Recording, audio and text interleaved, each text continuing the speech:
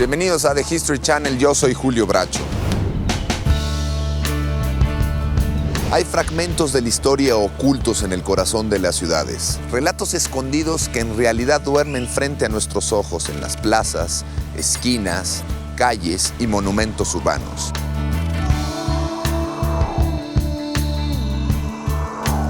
La ciudad nos está llamando porque siempre hay una historia escondida en la jungla de cemento y hoy vamos a descubrirla.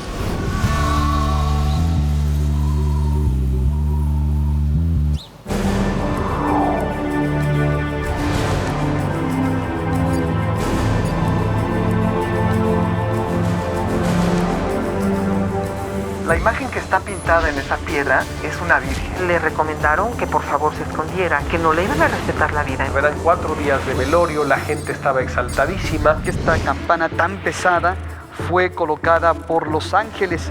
Hablaba con Cristo, hablaba con la Virgen. Fue un hecho que cambió la vida de México.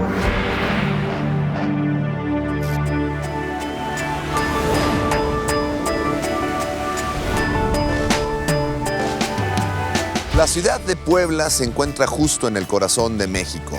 Es una de las principales metrópolis de este país con más de 2 millones de habitantes. El antiguo nombre de la ciudad era Puebla de Los Ángeles. La leyenda dice que los ángeles fueron los que diseñaron las calles en un sitio designado por Dios.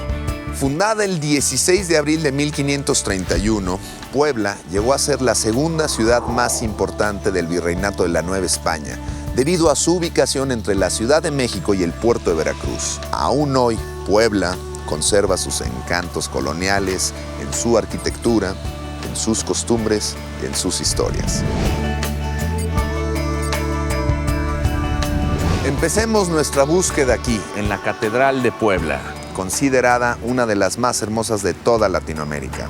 Su compleja construcción demoró casi 200 años, pero lo que pocos saben es que la campana más grande de esta torre pesa 8.500 kilos, lo que generó cualquier cantidad de leyendas urbanas de cómo subieron esa campana a 60 metros de altura.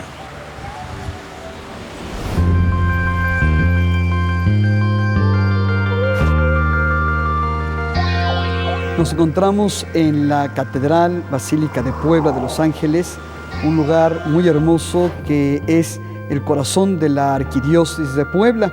La catedral tiene una historia llena de vicisitudes. En realidad, si bien se inició la construcción en 1575, lo cierto es que ya para 1618 los trabajos de construcción de la catedral son suspendidos. Y esta suspensión de los trabajos de la catedral van a durar algunos años. Entre 1618 y 1640 prácticamente no se le invierte a la construcción de la catedral. A este magnífico edificio se le comenzó a llamar la Catedral de Plata, porque costaba mucha plata construirlo. Incluso las personas, cuando tenían una deuda con otras y la persona a la que le debía le preguntaba ¿cuándo me vas a pagar?, contestaba hasta que termine la catedral, o sea, quizá nunca. Pese a la creencia popular de que la obra nunca se terminaría, en 1640 se reiniciaron los trabajos y la construcción fue consagrada como catedral en el año de 1649. Cuando se consagra la catedral en 1649, la fachada aún no está terminada, las torres aún no están terminadas tampoco. La construcción de las torres fue la etapa que presenta más interrogantes, no solo para los habitantes de la ciudad, sino también para diversos historiadores. En el proyecto original se había pensado construir 4 torres, sin embargo ya no fue posible porque esto era sumamente costoso, ya que solamente quedó constituida por 2 torres. Las torres fueron construidas en diferentes fechas. La torre norte comenzó a construirse en 1678 y mide 73.93 metros. Son las más altas de un edificio religioso en la República Mexicana. Esta torre norte tiene 19 campanas, alberga la campana mayor, que es la campana María, una campana que también tiene su propia historia, sus propias vicisitudes, Se dice que la campana María, su primera fundición data de 1625. Sin embargo, esta campana no va a ser izada sino hasta 1732. La campana mayor de la catedral pesa más de 8 toneladas y el método utilizado para subirla hasta el lugar que ocupa permanece aún como una incógnita. Bueno, pues existen versiones que esta campana tan pesada fue colocada por los ángeles, así como se dice que también los ángeles trazaron la ciudad de Puebla. Sin embargo, pues esto forma parte de la leyenda popular. En realidad, esta campana fue subida por un diseño que siguió un indígena cholulteca, Juan Bautista de Santiago. Fue izada a través de terraplenes, es decir, la construcción, digamos, de un conjunto de rampas y de soportes que permiten ir poco a poco subiendo el material. Estamos hablando de aproximadamente 8.500 kilos, es decir, es un peso considerable. Los invito a que subamos a la torre, más de 200 escalones. Si bien no existe ningún registro de la técnica utilizada, la colocación de la campana se habría llevado a cabo por medio de una rampa y elevada con un sistema de poleas. Sin embargo, aún sigue siendo uno de los misterios de la catedral.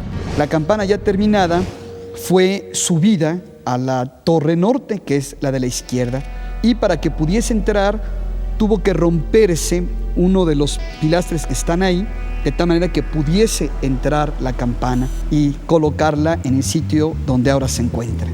En este momento estamos situados en lo que es el primer cuerpo de la torre, en donde están instaladas estas magníficas campanas, obviamente la campana María.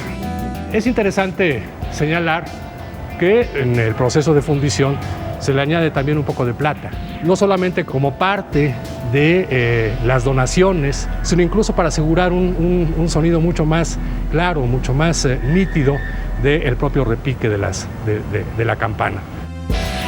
Hoy la Catedral de Puebla es una de las construcciones arquitectónicas más emblemáticas de todo México y llena de orgullo a todos los habitantes de la ciudad de Puebla.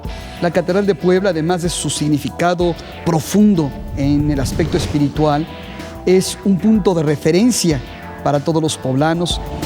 Incluso esta catedral es un aporte para la cultura universal y así lo ha reconocido la UNESCO al proclamar a Puebla Ciudad Patrimonio Cultural de la Humanidad, particularmente por su catedral.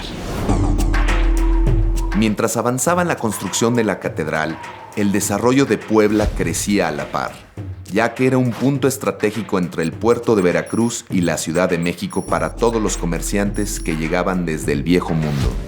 Muy cerca de la catedral se encuentra el convento franciscano de Puebla, el lugar donde descansan los restos de Fray Sebastián de Aparicio, el protector de los caminos mexicanos.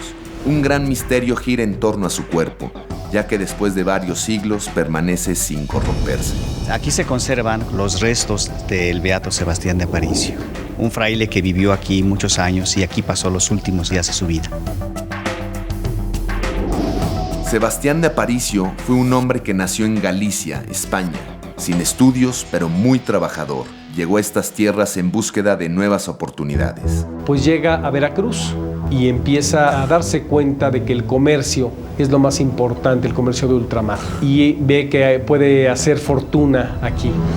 Muy pronto se transformó en uno de los precursores de los medios de transporte entre el puerto de Veracruz y la Ciudad de México.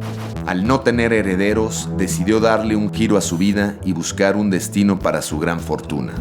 Y ve que tanta riqueza acumulada, pues quiere darla para ayudar y la regala a la orden franciscana. A la edad entre 60 y 70 años, tomó el hábito franciscano. Aunque era un fraile sin letras, era un fraile con un gran corazón. Es enviado a la ciudad de Puebla. Y es aquí en donde empieza, podríamos decir, más fuerte ya lo que es la vida de Sebastián de Aparicio y donde lo empiezan a conocer todos como el anciano santo, como el anciano que ayuda, como el anciano que da de comer al pobre. Así como repartió sus bienes para poder tomar el hábito, siguió con ese mismo cariño por la gente y por eso es que todavía la gente sigue teniendo este cariño y lo visita tanto en esta capilla. La generosidad de este anciano fue apreciada por muchos de los habitantes de la ciudad, quienes lo identificaron como un benefactor. En poco tiempo, la imagen de Aparicio sería venerada aún más, luego de los inexplicables hechos que siguieron a su muerte. Él muere después de una enfermedad que nunca se curó, durmiendo en el suelo, y es ahí donde empieza ya un vuelco para la ciudad de Puebla cuando fallece Sebastián de Aparicio. Aunque él muere en el convento, al día siguiente, en la hora de la misa temprana, a las 6, pusieron ya su cuerpo. Entonces muchos labradores que salían temprano a sus campos se acercaron. Y uno de ellos nos narra que al acercarse tuvo la oportunidad de ir a verlo y a tocarlo, y que lo sentía como si estuviera vivo todavía, y le impresionó mucho.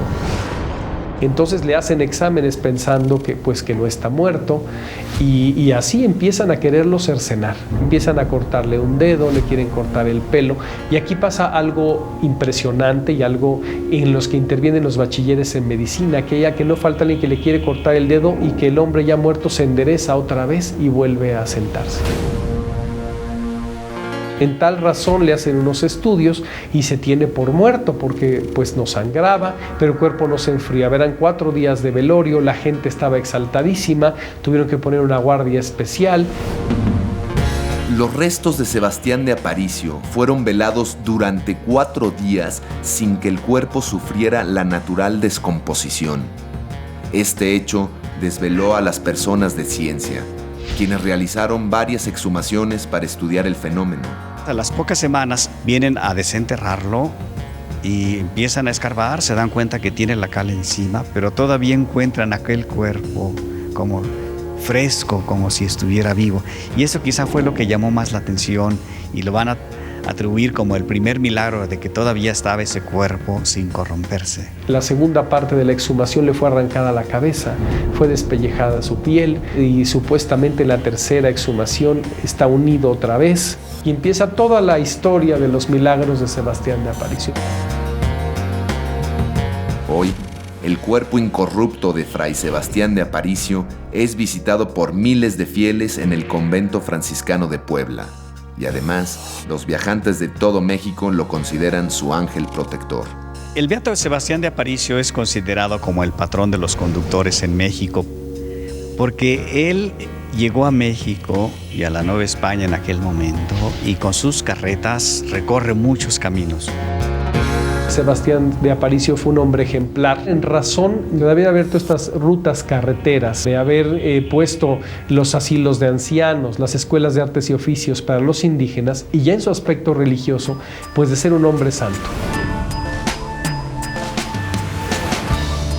Al regreso en Historia Secreta, descubriremos cómo impactó en las costumbres de la ciudad de Puebla una niña proveniente de la India. Además, desentrañaremos el origen de unas figuras grotescas que parecen bailar en la fachada de una peculiar casa.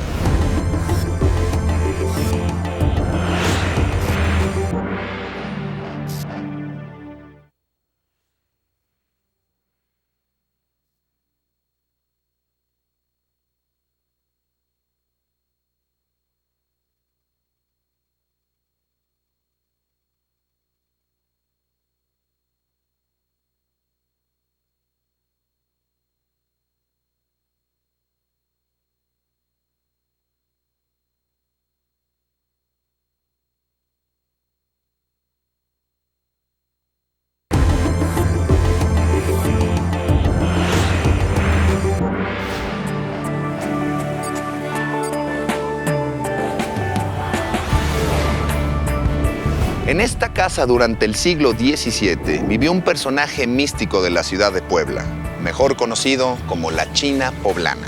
Hay tantas versiones de la vida de esta niña hindú que fue tan venerada que su figura fue prohibida por la Santa Inquisición.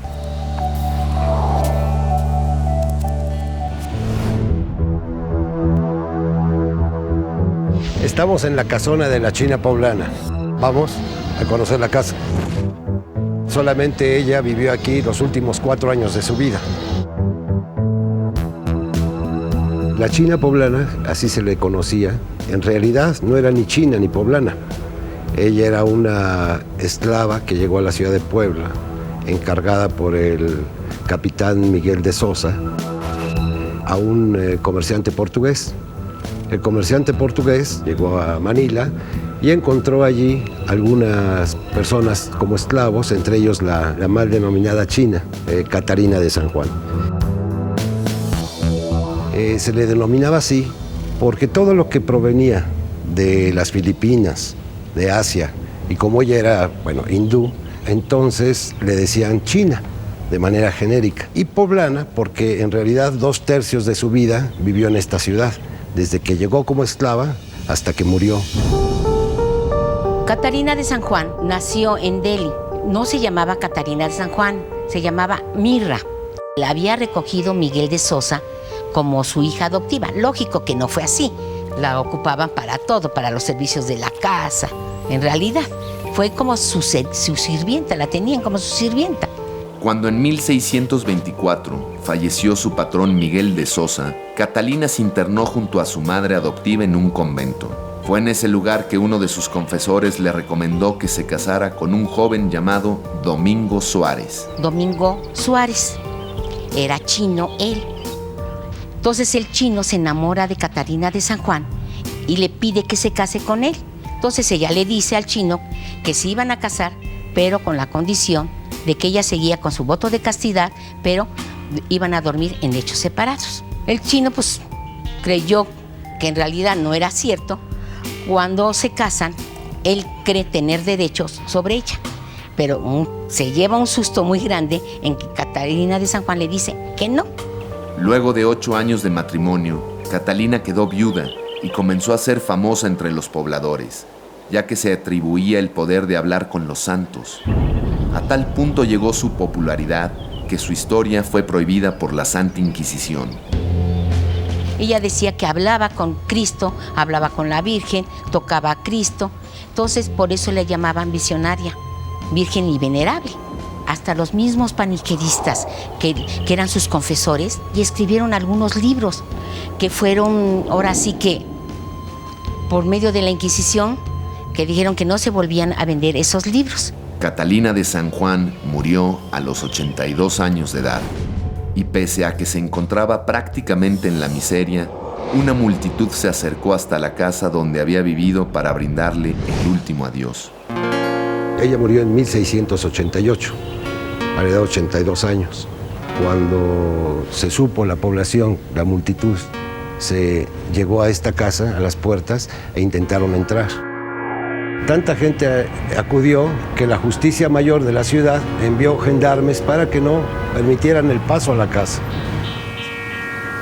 De allí fue trasladado su cuerpo aquí a la Compañía de Jesús, que es el templo de los jesuitas. El cuerpo de Catalina de San Juan fue enterrado en el templo de la Compañía de Jesús y su historia se transmitió verbalmente a través de los años, lo que provocó que su imagen sea confundida con las costumbres poblanas de los siglos posteriores. Esta escultura muestra este error historiográfico que existe entre la China poblana y las chinas de Puebla. Este es un modelo de las chinas poblanas, que son mujeres, normalmente se sabe que son mestizas, mulatas, que vestían de esta manera en el siglo XIX. Actualmente, cuando se habla de la China poblana, se piensa en una mujer mexicana, que es el símbolo de la identidad nacional en el género femenino, pero en realidad no tiene que ver con Catarina de San Juan, la pobre mujer, la santa, la santona que vivió en el siglo XVII en Puebla. La China poblana llegó desde muy lejos a una ciudad influenciada por estilos y costumbres traídas de diversas partes del mundo. Esto se refleja en la variada arquitectura de las construcciones antiguas que aún se conservan en Puebla. A una calle de la casa donde murió Catalina de San Juan, se encuentra un edificio que llama la atención por las particulares figuras que muestra su fachada y de las cuales no se conoce el verdadero significado. Estamos enfrente de la casa conocida como la Casa de los Muñecos, que ahora es propiedad de la Universidad Autónoma de Puebla y es la sede del Museo Universitario. Es una casa del siglo XVIII, conserva características de la arquitectura poblana, el uso del azulejo con el ladrillo. Hay muchas casas de este tipo. Lo que distingue a esta es la presencia de los tableros, que son 16, que representan unos muñecos. Esta edificación es una de las más antiguas y extraordinarias de la ciudad. Su construcción, a fines del siglo XVIII, fue centro de una gran polémica en aquel momento. El edificio, se fundó hacia 1772. Lo construyó el señor Agustín de Obando y Villavicencio. Había sido alcalde mayor de la ciudad de Puebla y él tenía estos solares, los había adquirido, estos dos grandes solares que estaban en el centro de la ciudad, y él quiso construir una casa de 3 pisos, que en esa época no se permitía. No lo permitió el ayuntamiento porque no podía ser más alta una casa a un ayuntamiento, y el ayuntamiento es enfrente, y en esa época el ayuntamiento solamente tenía un piso. Don Agustín de Obando pudo esquivar la prohibición que le imponían los regidores y finalmente se dio el gusto de levantar este edificio. Durante la construcción, decidió decorar la fachada de la vivienda con unas curiosas imágenes de las cuales se desconoce el verdadero significado.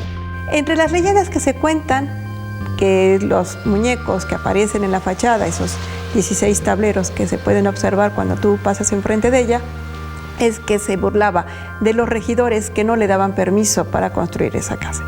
Pero también conocemos que desde la época de Felipe II y también con Carlos V, se usaba ya a Hércules, los 12 trabajos de Hércules, como una protección tanto para el reino, para las casas. Vemos los tableros de las representaciones de Hércules. El principal está en aquel punto donde Hércules está cargando a un niño. Los otros están pensando, hay otros que representan los 5 sentidos.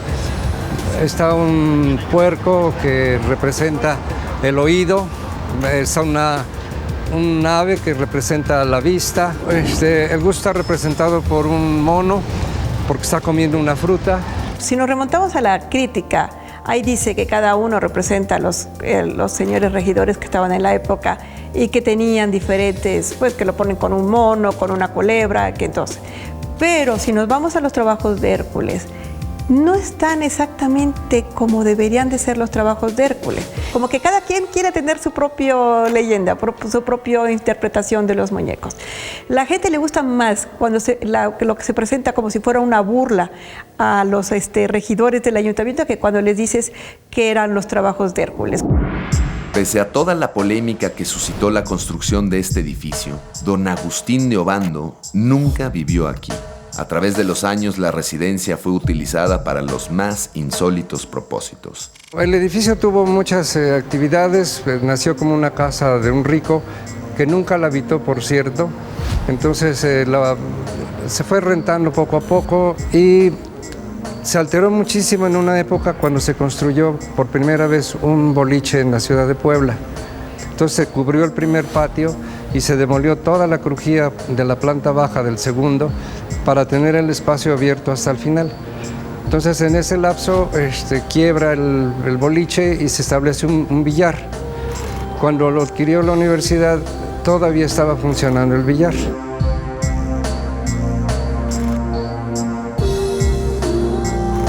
La casa está completamente en el centro, estamos a unos pasos del zócalo de la ciudad, estamos también 10 pasos de lo que es el ayuntamiento. Es completamente un lugar muy importante. O sea que cuando don Agustín de Obando construyó esta casa y como la construyó, con la altura, con la talavera que usó, la hizo la casa, pues yo considero la mejor casa de Puebla. Podemos estar orgullosos de esta construcción porque son pocos los espacios que se conservan así en México.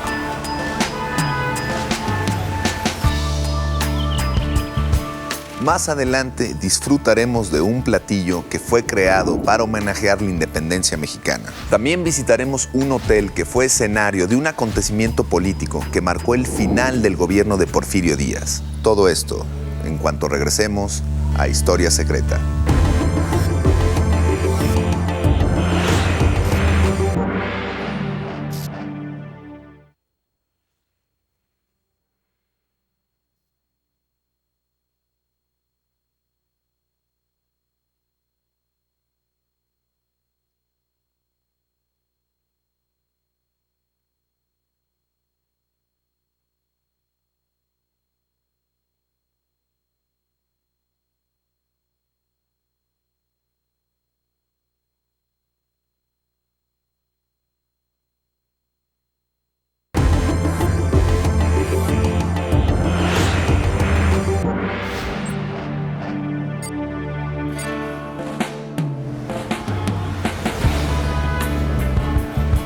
Nos encontramos en el ex convento dominico de Santa Rosa, fundado en 1697. De las manos de las monjas que vivían en este lugar, salió uno de los platillos más representativos de la comida mexicana, los ricos y deliciosos chiles en nogada.